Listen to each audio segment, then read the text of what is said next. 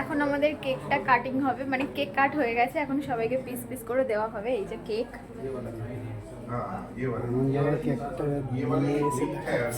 আর এই যে ষষ্ঠীদা, ষষ্ঠীদা এখন কেকটাকে কাট করবে। হ্যাঁ দেখাবো পিৎজাটা। স্যার আমাদেরকে ট্রিট দিয়েছে, সেটা হচ্ছে পিৎজা। এই যে সবাইকে দিয়েছে। কেমন লাগছে বলো, কে দিয়েছে ট্রিটটা? স্যার। উল্টো পিৎজা খুলেছো নাকি? না, ঠিকঠাক পিৎজা খুলেছো। তুমি কিছু বলবে? এটাই বানি আমাদের, নো টক।